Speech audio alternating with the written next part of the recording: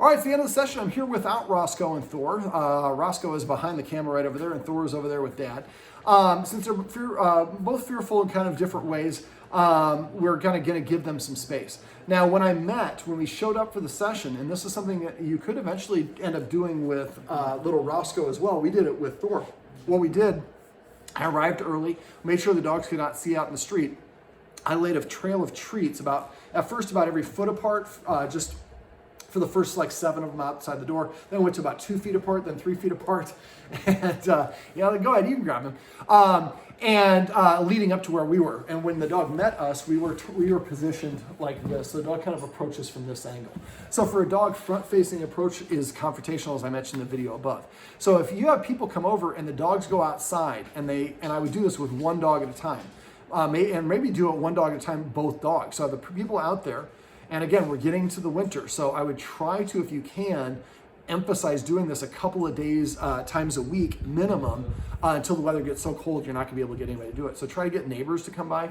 And since you have a puppy, inviting your neighbors to come by your house. I know you're going to move in as everything's going to be up in the air, but inviting your neighbors to come over and have them meet Roscoe in the backyard would be a great way to do it. Now, if you're doing the trail, great way to introduce him to your neighborhood. So that way, people who know dogs are less likely to call Humane Society on them if they bark. Also, if a dog escapes, they're more likely to go to people that they know. So we call those puppy parties, and it's a great way to do it in your backyard because you can do the social distance. Now, for the greeting here or at the new house, what you do is they'd have somebody sitting sideways, and ideally, we don't want the dog to be able to see them when they come out of the door. So they come out of the door and they get a treat, they get another treat, they get about 5 or 7 treats before they actually see the person. But I like to try to position the person on the other side of the car or somewhere a little bit further away. So that way the dog doesn't see them and kind of is like, I've got like 10 treats and now I'm in a really good mood and I see somebody, but they're laying down or they're sitting down and they're sideways and they're not talking to me. So it makes me feel more and more comfortable and relaxed, and then they can approach. Yeah, sorry, we threw a bunch of treats that someone went underneath there. All right, so the video above talks about like tips that you can do for fearful dogs. So I'm gonna kind of skip that since it's already here. I'm gonna go over kind of a summation of what we went over in this session. First thing we talked about was, some potty training for the dog. So remember, for the puppy, the 3 times puppies are most likely to wanna go right after they wake up, 5 minutes after they eat, and 15 minutes after the start of playtime. Also, if you see the dog sniffing around, especially in like figure 8s on the floor or circles, that's usually an indication they're looking for a place to potty. So the best thing you do is take them outside, let them do their business. I also like to take them out once an hour. Now, if you take them outside and the dog does not go within 5 minutes, it's not urgent enough to go. Also, when you take them outside, make sure the kids are not playing. There's not a lot of busy stuff going on because that'll distract them. So if they don't go in 5 minutes, we bring them back inside. We would hold Roscoe for 5 to 15 minutes or until he starts getting fussy. When he's fussy, he's saying, I remember I have to go outside. This is why we don't leave them out for an hour. We leave them out for an hour, then they're like, well, I forgot because I'm sniffing all this stuff. And then suddenly we come inside, there's nothing to sniff, and I remember that I have to potty and I have an accident. So basically, take them outside, give them 5 minutes, and there's no busyness. And if the dog doesn't go, we bring it inside, we carry it for 5 to 15 minutes until it gets fussy, then we take it back out and give it another 5 minutes, and we keep repeating this action until the dog actually potties. When it starts to potty, you want to say the word business or potty or whatever the word is you want to use, 1-word commands, remember, and say in a normal tone of voice. So as soon as the dog starts to pee, potty. And then I would quietly pull out a treat, and then I would wait for the dog. When it gets done, I would crouch down like I'm a catcher in softball and then offer that treat out to the puppy. And then pop it in its mouth, preferably with about 2 seconds of pottying. After a while, the dog's like, it will fuss and protest inside, or it's in long-term confinement area because it wants to go outside, because if I urinate or defecate outside, I get a treat. I'm not going to waste this stuff by doing it in my long-term confinement area. So if you're using long-term confinement area, Roscoe starts being fussy, that might be what he's asking for, is to go outside. Remember, taking him out once an hour is a good thing to do as well, just being in the right place at the right time. Remember, no punishment, no chastisement. The dog has an accident inside, any punishment is going to make potty training harder. And they cannot be fully potty trained until they're about 5 months. They just don't have the physical strength in their muscles to actually contain it. You can mitigate it by relieving pressure, by not letting them go out before exciting things happen. Now, Thor often will roll over on his back and urinate. And that's a submissive urination, and that's really, the dog is overstimulated and then feels threatened or cornered, or just it's overwhelmed. And so then it kind of lets it go.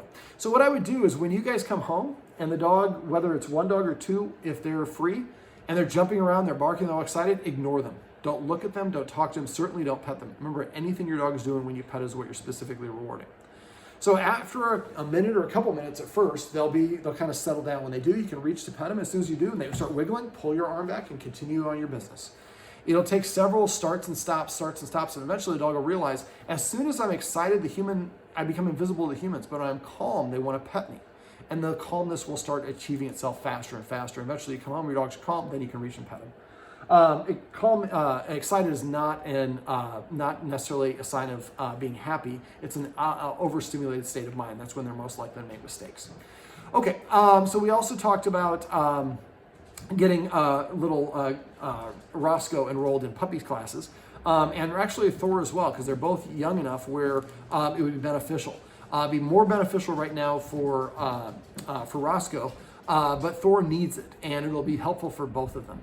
Now, we did have a visitor come over. Now, Thor likes to go and bark at people when they come to the house, or if they come through the house and they don't listen to him, he starts nipping them. Well, the barking is a way of saying, I disagree. And the person keeps on moving, so I have to take the next level and I'm nipping. So what I had Mom do when we had a construction guy come by is I gave her a handful of treats, and we let the person in and we watched Thor. And as soon as Thor kind of started like staring and moving, we dropped a treat a couple feet away. So he moved away from the person. And then the person started walking back through the living room. And then as soon as Thor looked at him and started taking another step toward him, we threw another treat on the ground. So the idea is to prevent the dog from going to the person, but throwing those treats quick enough so that the dog is getting those treats. So every time a guest comes over, treats fall from the sky. Now, at first, you're doing it pretty liberally. I mean, about maybe one every 3 to 5 seconds. After a while, it's every 5 to 10 seconds. Then every 15 seconds, 30 seconds. Eventually, it gets to the point where maybe you're only giving it at the end of the session, end of the visit. But go very slow and very progressively. If you move too fast, the dog's like, forget it, I'm just going to go and nip the person. Now, let me see, what else? We covered so many things. I want to make sure we cover, we'll give you a summary of them all. We also talked about setting the dogs up for success by exercise. So if we exercise the dogs ahead of things happening, we could really set them up to have a good experience. So if we know that we're going to have construction guys come over, we want to maybe do the doggy stairmaster, or if it's Roscoe's case, just throwing the treats down the hallway. Or take him for a quick walk around the block. So if you can burn a little bit of your dog's excess energy, give him 10 minutes to recover, then the guy comes to mow the lawn. Then the construction guy comes. Then the kids come home from school, or whatever the case may be.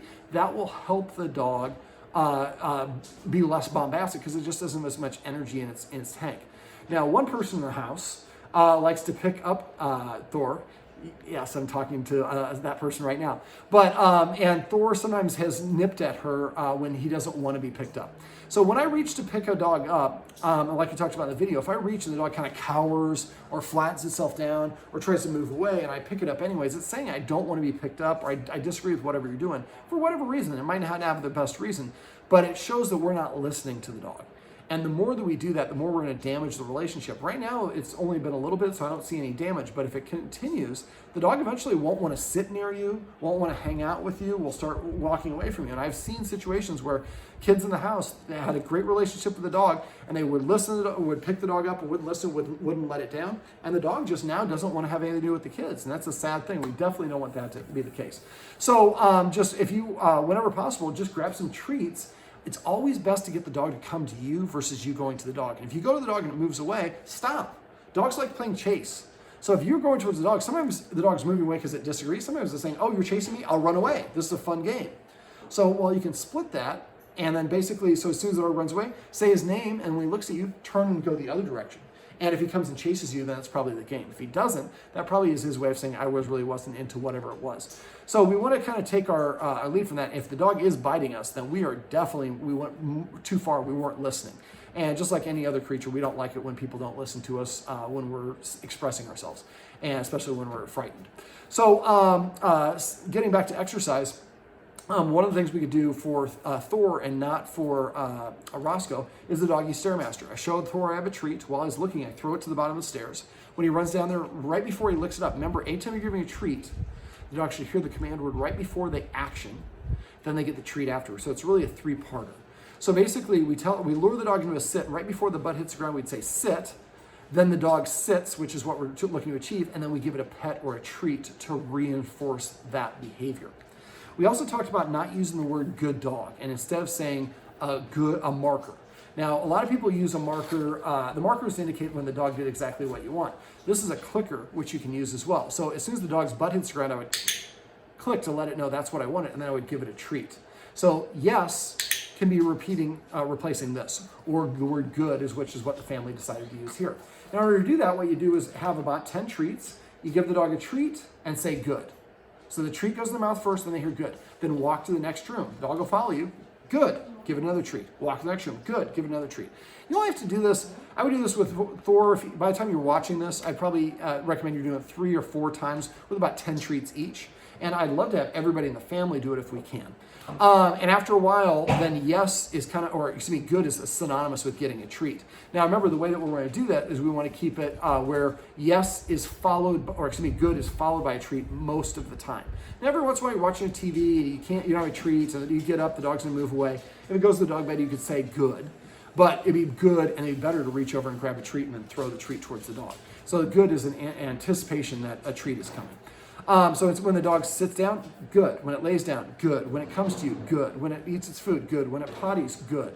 Now, eventually, you want to transition good to the command word, but you can also use good as an affirmation as well. It's a nice way to help the dog understand that it did something that you like. All right, so we also talked about, for other forms of exercise, we talked about, like for Roscoe, throwing the treat up and down the stairs, or down the hallway. Don't go his up and down the stairs. And for Thor, he shouldn't go up and down the stairs unless your vet is okay with it, and probably not until he's over a year. So another thing we talked about is scent games. Just Google scent, S-C-E-N-T, games, and just hiding treats around the house. But as Laura mentioned, don't put them in rooms or places the dogs are not allowed to go to. Right before the dog's about to lick it up, if your word is hunt, right before I lick it up, I see one and I'm about to lick it up, hunt. So I hear the word hunt, then I get the treat in my mouth after I find it.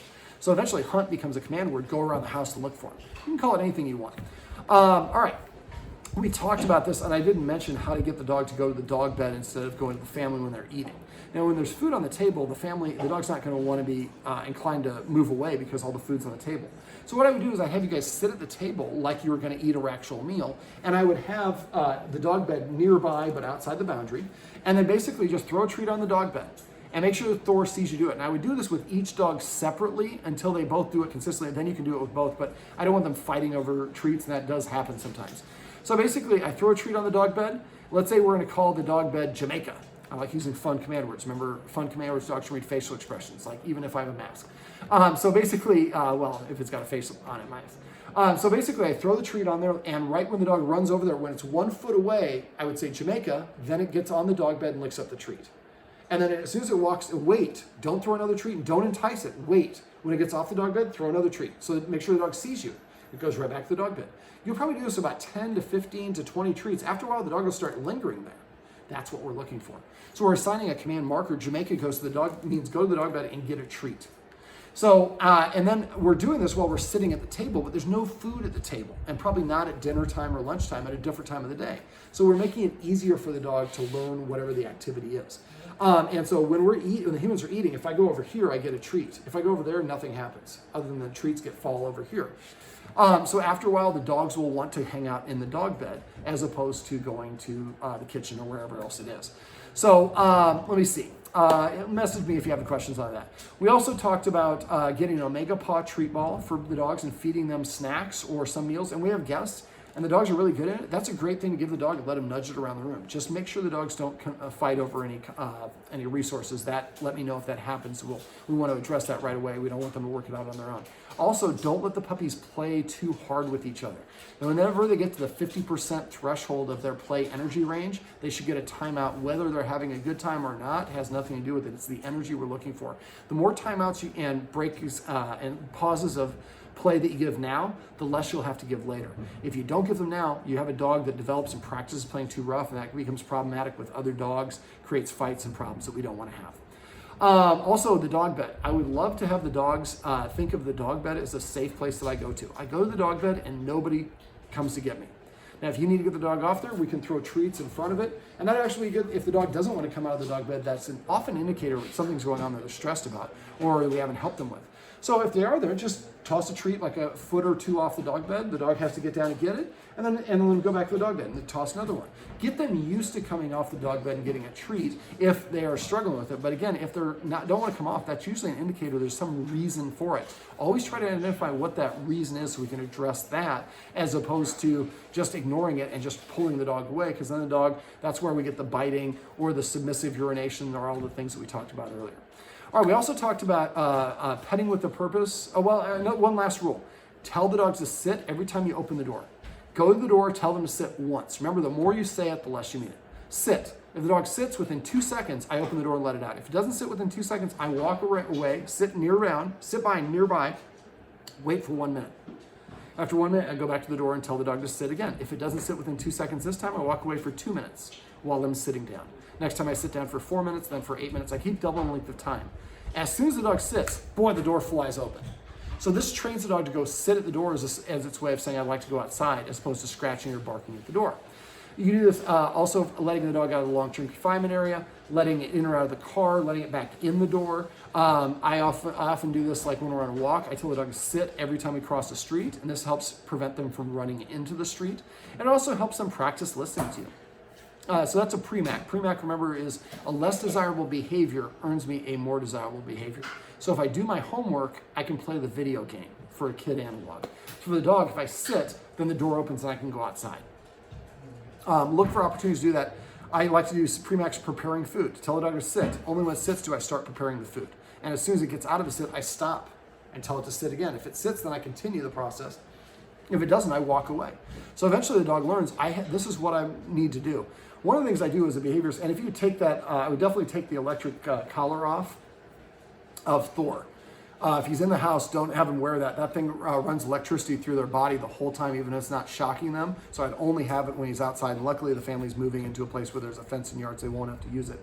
Come here, buddy. I'll take it off for you, if you'll come. Yeah.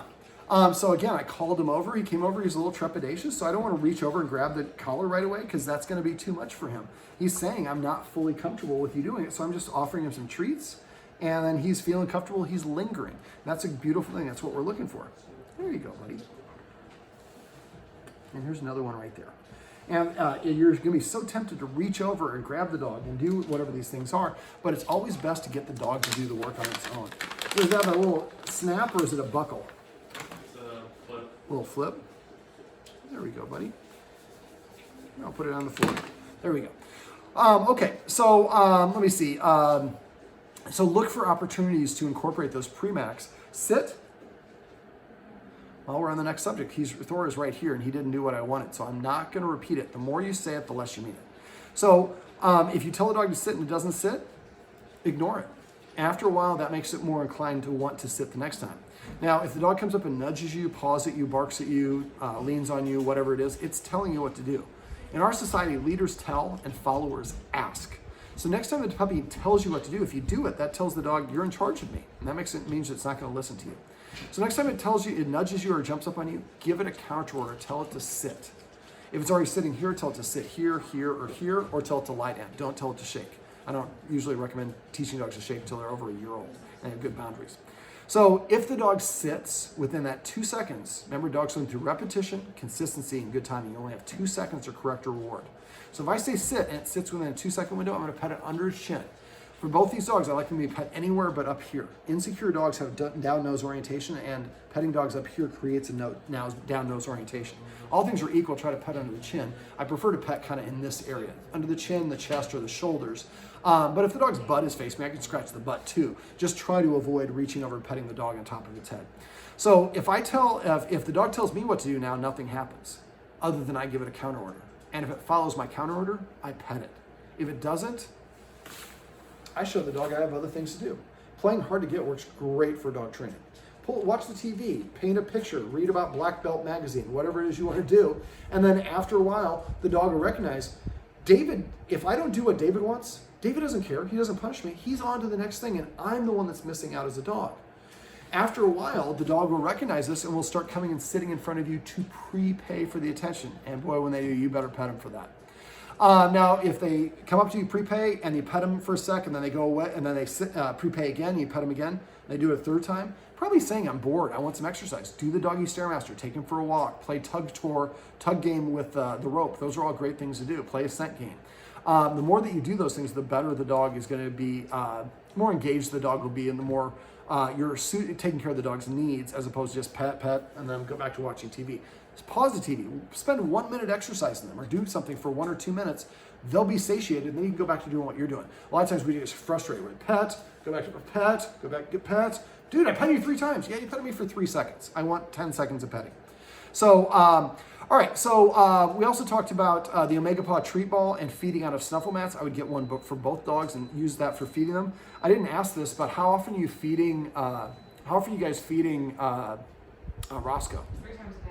So for puppies, they say they're feeding 3 times a day. For puppies, I recommend 4 or 5 times a day until they're about 8 months. The reason for that is their stomach has to stretch. 3 times a day is not bad. That's what I feed my adult dogs. But a lot of people only feed once or twice a day, and then they have to eat so much their stomach stretches. And then later in life, they have to eat a lot more to fill that void. Also, some dogs do become hypoglycemic, so keeping the blood sugar levels appropriate is good. So, all right, so basically, let me see. We also, for petting with a purpose, I didn't finish that. So we use the watch, the dog will start prepaying for it. When it does, make sure you're petting for that. And if you catch somebody that is petting without a purpose, you see the dog standing there petting the dog, you say paycheck. That means, excuse me, I think you may have forgotten to pet with a purpose. It's not a gotcha. So if someone says paycheck, I stop what I'm doing. Even if I did it right, I tell the dog to sit. If it sits, I pet it on the chin, and I would tell the person, I asked the dog to sit and you missed it, but thanks for reminding me, I do forget to pet without a purpose. After a while, the dog will, like I said, start prepaying for it, and you'll start asking the dog automatically to sit to get attention. And after a while, after this happens, the dog's going to, sitting is kind of an indication the dog feels more comfortable. And if the dog gets practice doing that, they're more likely to do it, and that's an indication they feel relaxed and comfortable in the situation. I use the watchword of paycheck like I talked about, and it'll take you guys about 2 months to get in a habit of that, but after that, you'll kind of start doing it automatically. If you get in a habit of petting with a purpose, 4 important things happen. Number 1, it helps the dog see you as a leader as opposed to thinking it's the leader. Number 2, it boosts the dog's confidence. I'm not getting these pets just because I look good. I earned these pets. Number 3, it helps them practice basic obedience, which is good in terms of developing a good, healthy leader-follower dynamic. Number 4, it makes your pets more valuable. Because if I don't do what they want, they don't give out these pets anymore. I have to earn them. It truly becomes a gift. It'll take you about a month or 2 to get in the habit of doing that. The other thing I do is passive training, which is rewarding and recognizing the dog when it does things on its own. So the dog's walking over to me. When it's 1 foot away, I would say here, which is these dogs' word, and then pet under the chin. If it's about to sit, I say sit right before the butt hits the ground and then pet it. And when you're celebrating the things the dog does we want, it's about to lay down, before the chest hits the ground, we say crash or whatever the word is, and then we pet it. Now, so we're waiting for the dog to organically alter the behavior. We're not telling them what to do. We're just paying attention and recognizing it. And we're celebrating the things the dog does that we like. Now, one of the things that we do in puppy class, we use the word celebrate as our kind of reminder. So if I'm sitting here talking to the camera, doing something else, and somebody says celebrate, and the dog's like, say, sitting where the plant is, I'm just going to immediately start petting the plant. Well, the dog, not the plant. But that means I missed it. Remember, you only have 2 seconds to start petting a dog to associate the reward with the action. So if somebody says paycheck, I'm already in a critical mode. I need to just stop and start petting the plant or whatever it is immediately. After a while, you'll start recognizing yourself, and the dog comes to you, pet it, and say, come. It's more likely to come than when you ask it to come. So just pet it for sit when it does on its own, more likely to sit when you ask it to sit. And so you do this for every word you want. I have a different word for each one of my dogs. I have to say grub, lasagna, and feast.